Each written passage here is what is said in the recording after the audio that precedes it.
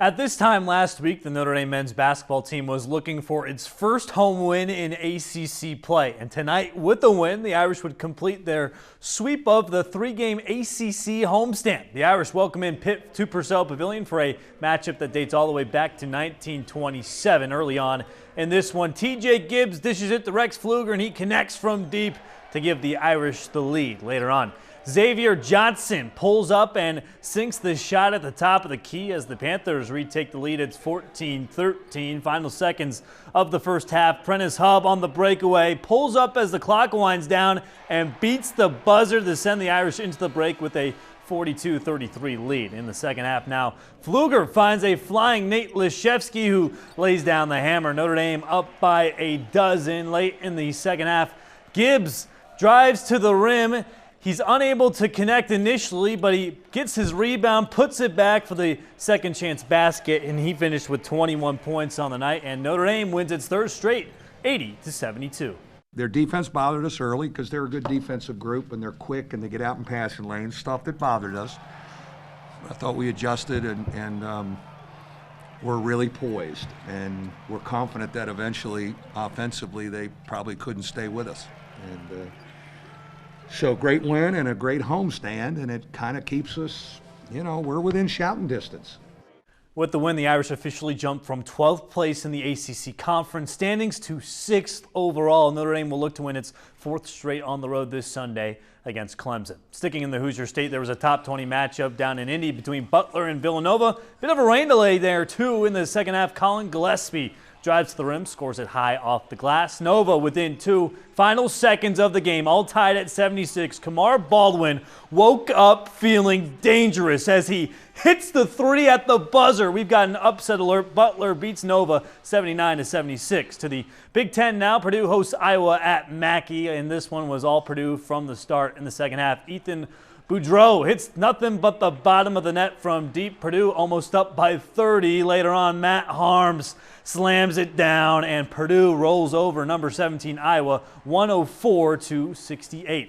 Meanwhile, today was National Signing Day for local athletes. Marion punter Hunter Renner signed as a preferred walk-on to join the Northwestern Wildcats. He had flipped his commitment from Washington State. Renner is an All-American punter who averaged 39 yards a punt this season for the Knights, and he can't wait to take his talents to Evanston. It meant a lot to me and my family, and having my friends around really made it special.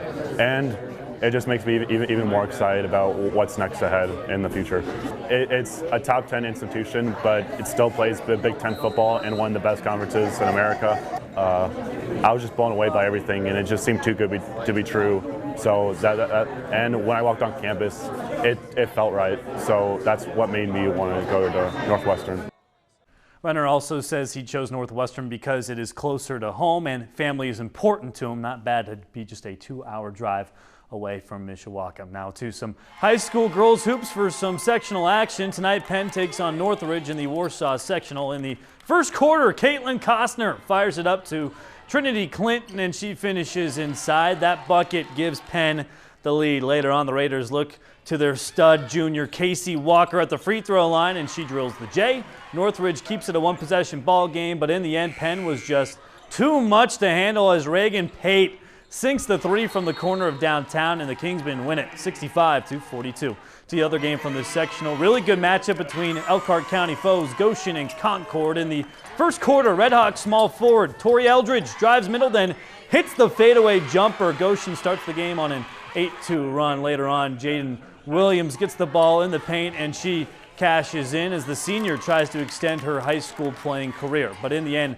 18 points from the future college basketball star Bryn Shupill was the difference as Goshen tops Concord 46-24.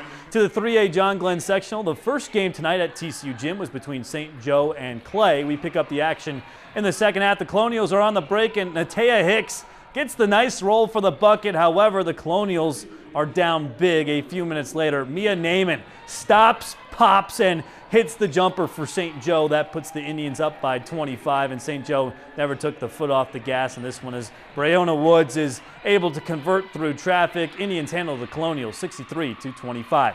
To the other sectional quarterfinal matchup at Glenn as the Turnios Falcons take on Marion in the first quarter. Nevaeh Foster dishes it out to Christina Heimlich, who drops this one in. It's the first bucket for the Knights, but the Falcons came to play right off the bat as Seja Lang puts her defender in the spin cycle, then lays it in.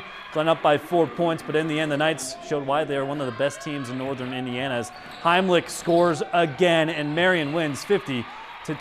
And you can see all of tonight's scores on WNDU.com. Looking good. And Marion and St. Joe going to meet? Holy War on Friday. We'll be there. Oh, that should be a good one. Yep, All definitely. right. Mark, thanks a lot. Mike has a final look at the weather when we come back. But first, your lottery numbers.